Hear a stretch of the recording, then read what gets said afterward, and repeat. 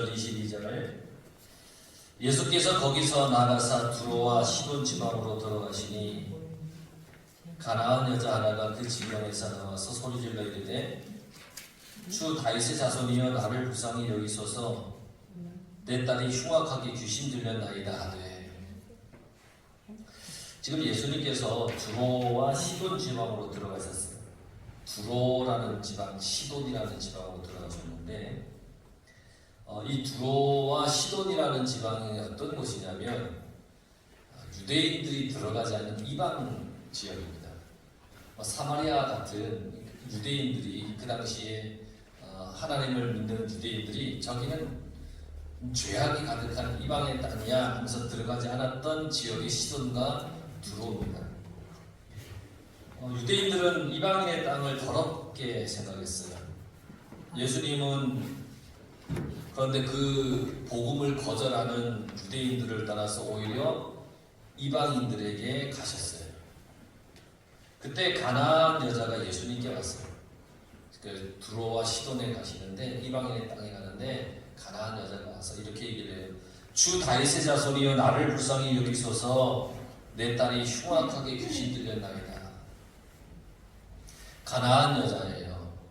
마가복음에 보면 수로보니게 여인이라고 얘기를 해요.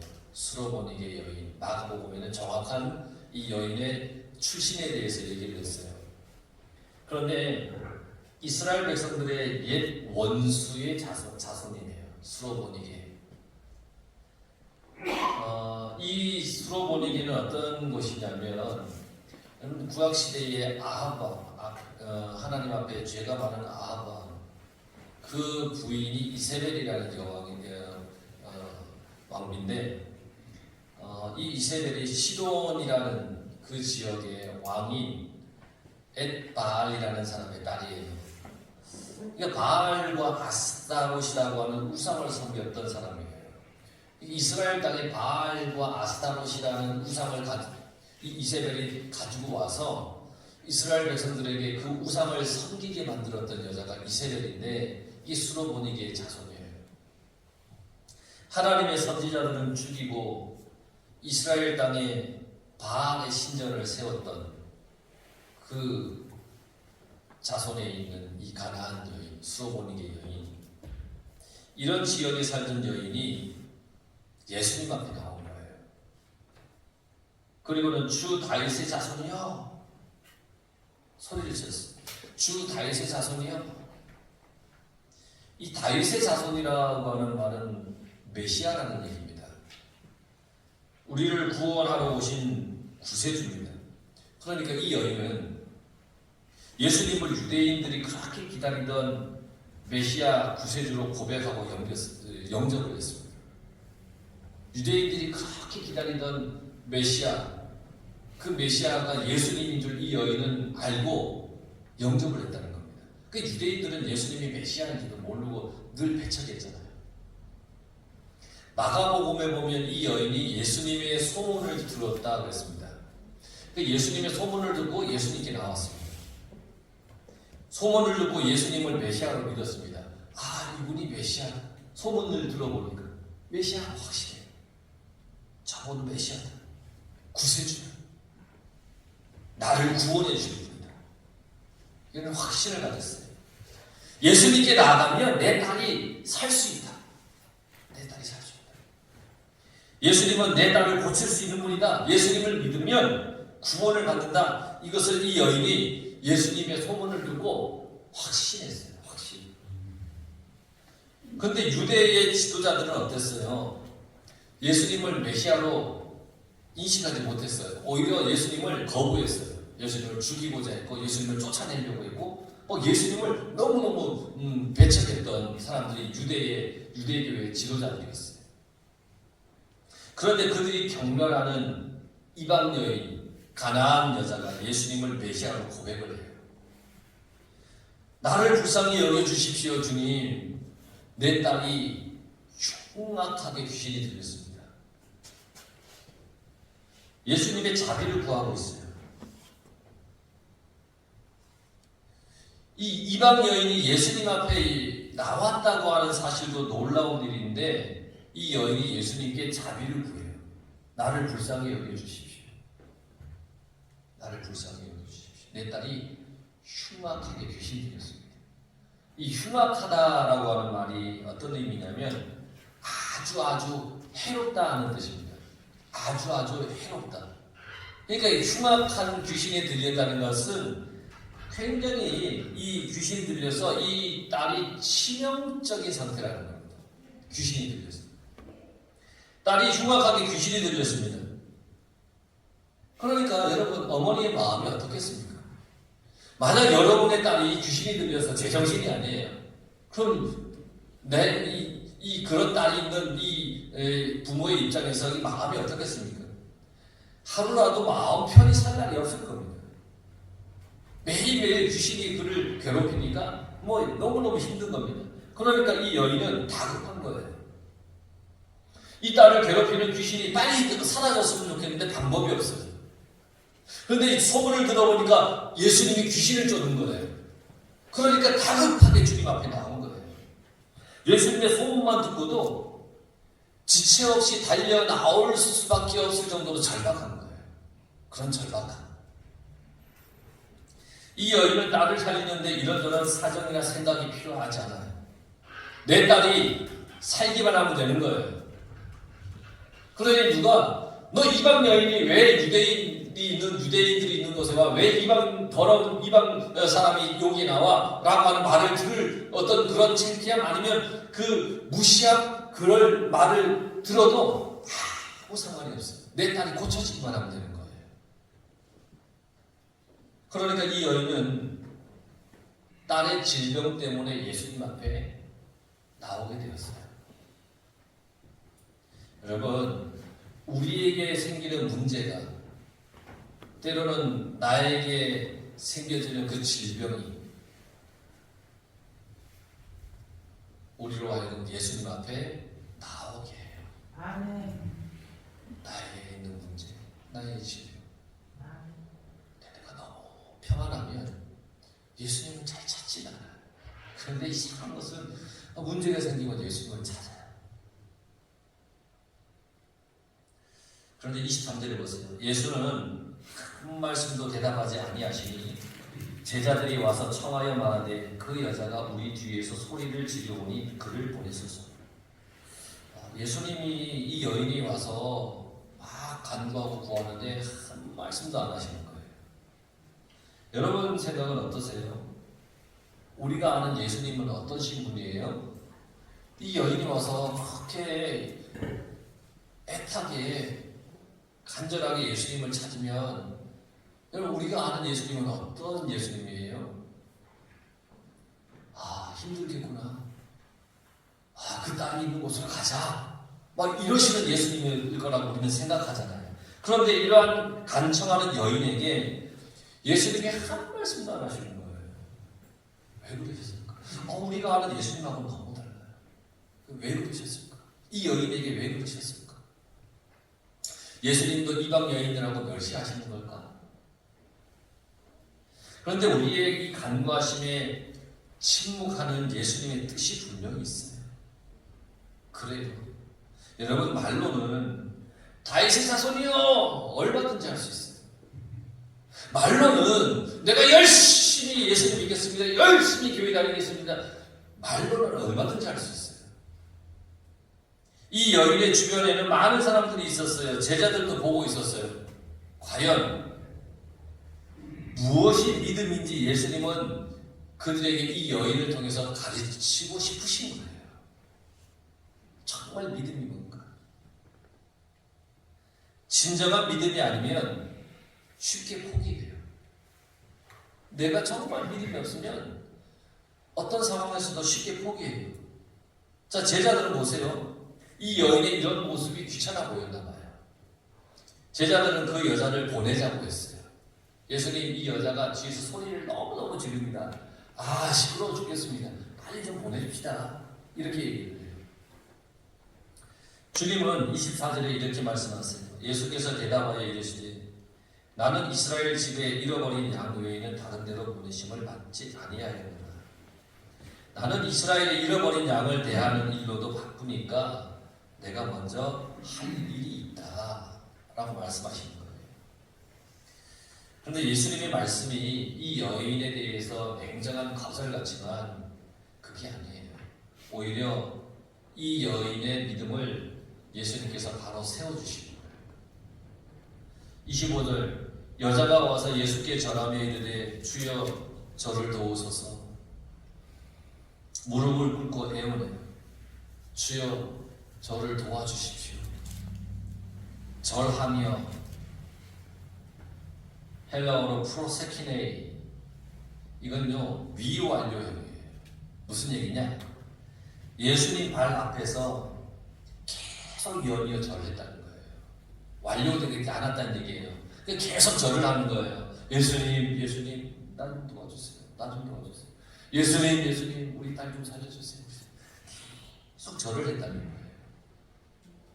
26절에 대답하여 이르시되 자녀의 떡을 취하여 개들에게 던짐이 마땅하지 아니하니라. 나는 먼저 제자들을 유익하게 하고 그들을 돌봐야 한다. 개들에게 음식을 주기 위해 가족 식사를 중단하는 것은 타당하지 않다. 이런 의미의 말이에요. 그러니까 여러분, 이런 말을 들은 이 여인의 심정이 어땠을까요? 기분이 좋았을까요? 즉 예수님께 간구하기 위해서 나왔어요. 그런데 예수님께서 개에게 개에게 주지 않는다고 얘기하고, 그러니까 그 얘기를 들었을 때 이 여인의 심정과 기분이 어땠겠어요? 아니 그래, 나는 당신이 생각하는 이방 여인이야. 그래, 개 같은 사람이다. 너희들끼리 잘 먹고 잘 살아. 잘났다. 이런 마음이 들지 않겠어요? 여러분들에게 주님 앞에 나와서 주님 간구하는데, 야, 개에게 음식을 당신이 주냐? 이런 얘기를 하면 그래도 어떻게 주님 갑니까? 아니면 있지 않았다 그럽니까? 어떻게 했습니까? 여러분, 자존심이 강한 사람이라면 더더욱 견디기 어려울 거예요. 덜 간구했다면, 덜 간절했다면 그 마음이 획 돌아서서 갔을 거예요. 예수님의 이러한 선언은 이 여인에게 굴욕적이고 희망을 꺾는 거예요. 그렇잖아요. 간구하러 나오는데, 야, 개에게 음식 주는 게 마땅하냐? 아니다. 그러니까 이 여인은 너무너무 마음이 힘들 거예요. 그런데 보십시오. 27절 여자가 이르되 주여 올소이다마는 개들도 제 주인의 상에서 떨어지는 부스러기를 먹나이다 하니. 주여, 그렇습니다. 나는 강아지 같은 존재입니다. 정말 그렇습니다. 부족합니다. 제가 주님의 은총의 부스러기라도 받을 수는 없는지요? 그 은총의 부스러기라도 내가 좀 받을 수는 없습니까? 제가 미리 하나님의 은총을 얻어 먹을 수는 없습니까? 자존심을 버린 겸손이에요. 끝까지 매달리는 간절함이에요. 이 여인은 정말 복됩니다. 뭐라고 얘기를 해요? 개에 비유하고 그러는데도 주여 옳습니다. 주님 옳습니다. 다 맞습니다.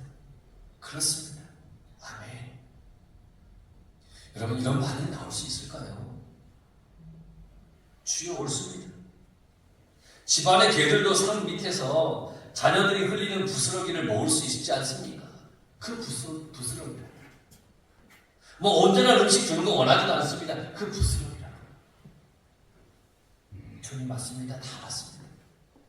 그런데 주님, 개들도 주인의 상에서 떨어지는 부스러기를 먹습니다. 주여, 부스러기라도 좀 주십시오. 자녀들에게 떡을 주는 것을 방해할 생각 없습니다. 가족 식사 방해할 생각이 없습니다. 저에게 어떤 말씀을 하셔도 저는 괜찮습니다. 저는 다만 주님의 긍휼과 은총을 바랄 뿐입니다. 이렇게 고백하는 거예요. 그러나 28절에 보세요. 이에 예수께서 대답하여 이르시되 여자여, 네 믿음이 크다. 내 소원대로 되리라 하시니 그때로부터 그의 딸이 나으니라. 여인아, 내 믿음이 참 크다. 네가 바라는 대로 될 거다. 여기서 여인아 라고 주님께서 이 여인을 불렀잖아요. 이 여인아 앞에는 라고 하는 감탄사가 있어요. 원어에 헬라어 오라고 하는 단어예요. W같이 생긴 오라고 하는 감탄사가 붙어요. 여인의 고백은 예수님의 마음을 감동시킨 거예요. 여인아, 여인아, 너 믿음 정말 크다. 정말 크다. 네 믿음 너무 크다. 내 소원대로 되리라. 그러니까 그때부터 그 딸이 나아가는 거예요. 여러분, 우리의 믿음이 어떠해야 됩니까? 내 신앙이 어떠해야 됩니까? 기도해서 안 된다고 확 돌아서지 말아야 됩니다. 기도했는데 안 된다고 원망하지 말아요. 주님, 떨어지는 부스러기라도 좋으니 내게 은총을 베풀어 주십시오. 이 믿음이 우리 가운데 있어야 됩니다. 여러분, 유대의 이 지도자들과 이 여인을 한번 대비해 볼게요. 하나님의 백성으로서의 권리는 없지만 겸손히 부스러기라도 얻으려고 하는 이 여인의 태도. 이방인이니까 그들도 알아. 하나님의 자녀가 될 권리가 없다는 걸 알아. 그런데 겸손하게 그 떨어지는 부스러기라도 좀 주십시오 라고 하는 그 여인의 태도. 그런데 특권만을 의식하는 이 유대의 지도자들의 태도, 이거와 얼마나 많이 대비가 돼요. 장로들의 전통만을 강조하는 바리새인들과 서기관들의 태도. 정말 주님이 기뻐하는 신앙은 어떤 신앙일까요? 어떤 마음일까요? 부스러기라도 정말 바라는 그 은혜를 바라는 그 여인의 태도가 아니겠습니까? 정말 부정한 것이 뭘까요? 정말 부정한 것은 씻지 않는 손으로 음식을 먹는 게 부정한 것이 아니에요. 이 말씀 전에 이 일로 인하여서 이 유대인들이, 서기관이, 바리새인들이 예수님과 제자들을 얼마나 공격했어요. 당신들은 장로의 유전을 지키지 않고 씻지도 않은 손으로 음식을 먹으니 부정합니다. 이렇게 얘기를 하지 않았습니까? 근데 정말 이 씻지 않은 손으로 먹는 그것이 부정한 것이 아니라는 겁니다. 마음이라는 겁니다. 유대인들은 이 여인을 부정한 이방인으로 간주했습니다. 넌 부정하다. 여인은 오히려 겸손하고 깨끗한 마음에서 나오는 그 고백을 통해서 딸이 고침을 받은 겁니다. 그 마음의 깨끗함, 주를 향한 그 간절한 그 마음을 통해서 그 딸이 고침을 받은 겁니다. 참 신앙은 외형적인 것에 있는 것이 아니에요. 내 마음에 달려있는, 내 마음이 깨끗해야 돼요. 여인의 끈질기고 겸손한 신앙을 본받아야 됩니다. 참된 믿음이 무엇인지 이 여인은 보여주었어요. 정말 참된 믿음이 뭐냐. 예수님도 이 여인을 향하여 뭐라고 말씀하셨느냐? 네 믿음이 크다 그랬습니다. 주님 앞에 엎드리는 겸손함의 절정을 이 여인이 보여주었습니다. 이방인들에 대한 모욕적인 말의 대명사가 뭐냐면 개입니다. 유대인들은 이방인을 개로 취급했습니다. 그 모욕적인 말의 대명사, 개. 주님도 그렇게 얘기했어요. 개에게 음식 던지지 않는다. 그런데 그런 말씀을 듣고서도 자신을 낮추는 그 겸손함을 보십시오. 예수님의 인기와 권위를 무너뜨리려고 예루살렘에서부터 파견되어 왔던 그 바리새인들과 서기관은 얼마나 이 여인과 비교가 됩니까? 형식과 외식을 추구하면서 자신들은 거룩하다고 생각하는 그 바리새인과 서기관들의 겉모습의 신앙과 정말 마음에서 우러나는 주를 향한 은혜를 갈구하는 이 여인과 얼마나 많은 비교가 됩니까? 기도 응답받는 태도를 우리는 이 여인에게서 배울 수가 있어요. 문제를 가지고 예수님 앞에 찾아온 이 여인, 주님 앞에 엎드려서 간절히 간청하는 이 여인, 끝까지 포기하지 않은 이 여인, 계속해서 절하며 주님께 은혜를 간구하는 이 여인. 누가복음 11장 8절에 내가 너희에게 말하노니 비록 벗됨을 인하여서는 일어나 주지 아니할지라도 그 강청함을 인하여 그 소용대로 주리라. 그렇게 말씀하신 거예요. 강청함을 통하여. 누가복음 18장 1절에 항상 기도하고 낙심하지 말라 그랬습니다.